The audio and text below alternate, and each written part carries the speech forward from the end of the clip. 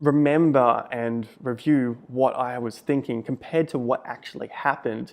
And I do that so that I can learn from my mistakes, trust in my plan more, and then move forward and hopefully become a better investor. Hey guys, welcome back to today's video on my channel here on YouTube, Jason Pizzino.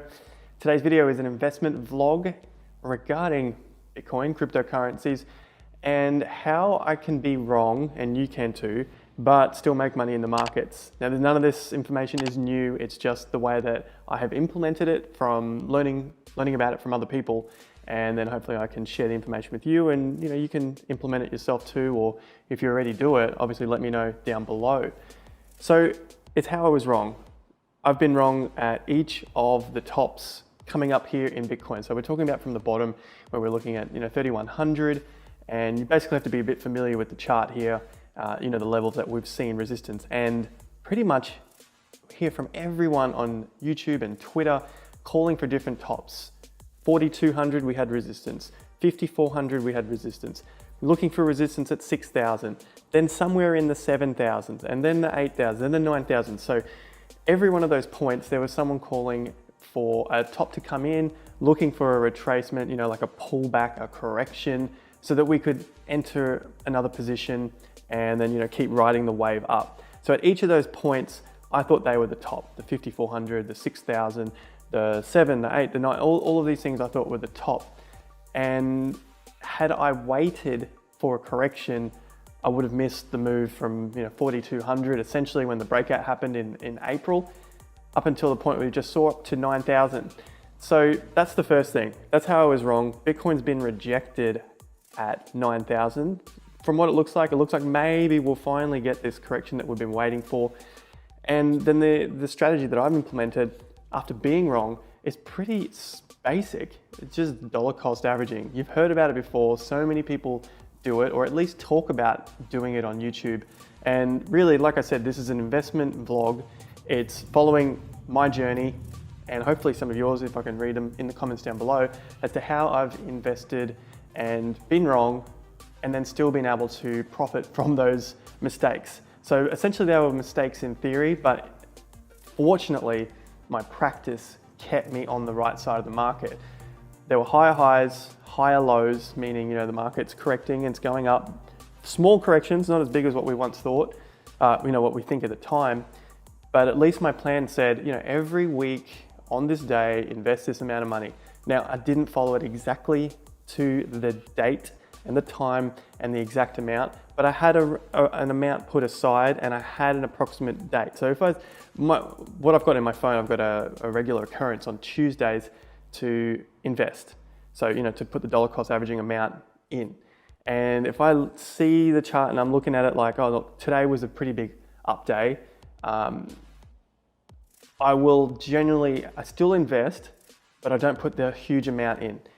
So like the amount that I have allocated for it, because I'm waiting for the market just to come back a little bit towards me so I can put money in then and then take off. So if I've seen a big up or a few days towards the end of that first cycle, say we're looking in April when we saw Bitcoin break out from 42 into around 5,400, which was the top, I waited for it to pull back a bit, and then we could keep seeing that the lows were getting higher.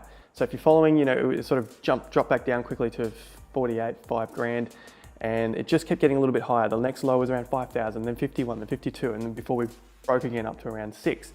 So that was one of the weeks that I had to put some investment in, some more funds, because it related to my dollar cost averaging plan. So had I continued to wait, because I was pretty hopeful that we would see a pullback and retest of that 4,200 level, I would have missed the move from 52 to what we're at now. Maybe I think it's dropped back to about 8,200 now since the top at 9. So from 52 to 82, 3 grand, what is that? Maybe a 60% increase from that point. So although I didn't stick to it 100% and put the full amount in, so for example, if it was the week that you're investing $1,000 for round numbers, and you had to put it into Bitcoin, Ethereum, Litecoin, Bitcoin Cash. Let's just take the top 4 because again, it's easy numbers. $250 in each. That was the $1,000 allocated for the week. Instead of doing that, I say, okay, I'm going to put in $150 or $200 in each. I just wanted to keep that little bit aside for potentially the next day when it dropped a bit further, or the next week, put a bit more in. So there are the little things that I do that sort of don't go exactly to my plan, but I make sure I follow the rules, the fundamental rules. Invest on this day an amount. So that kind of just keeps me a little bit happy when I think the market's a bit too hot, so I can put a little bit more in the following day, like I said, the following week. Having seen the market increase from that point, I'm very glad that I did put it in at those levels, at the 5,000, and then the next week it was still hanging around that area, and then the next week was probably like 54, 5,600. So all of those things have helped me get to the point of just following like a more mechanical plan, and then learning about how my emotions affect my trading. So I can basically review how I'm feeling about the market at the time, but then I can just put that aside, write it down, remember and review what I was thinking compared to what actually happened.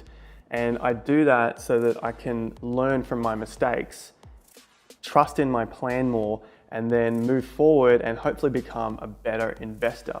It's such an easy thing, and we've heard it many times before, dollar cost averaging in. Don't day trade if you've never traded before. It's so easy just to lose money in that way. And really the game's about the long term. You want to stay in this as long as possible so you can get as much experience as possible.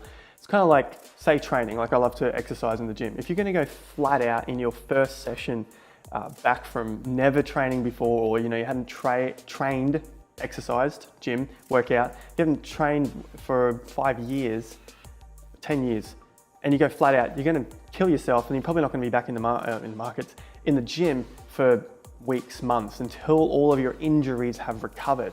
So that's how I like to relate that to trading. You got to be doing it consistently, basically consistently, every day or every week, as we're talking about with trading. Sorry, those two words are a bit, sound very similar when I'm speaking them in my Australian accent. I'll use workout. So with your workouts, you need to space them out. Give yourself just enough time to recover. For trading, give yourself just enough time to make that little bit more money, or find that little bit more money that you need to put it into your dollar cost averaging.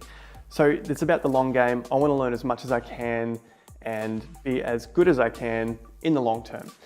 So that's my way, and I'm probably going to refer back to this multiple times throughout this Bitcoin cryptocurrency bull market, and just see how I'm progressing, and hopefully you can follow along as well and leave your comments and updates down below and see how you're dollar cost averaging, or if you've got another strategy that you think works a lot better to combat your emotional investment ideas, the way you emotionally invest, and how you can then work those together, working cohesively with your, say more like your mechanical trading plan, if you have one, which we all should, how you get those two to mold together. If you've got a better strategy than the one that I'm talking about here, I'd love to hear about it down below.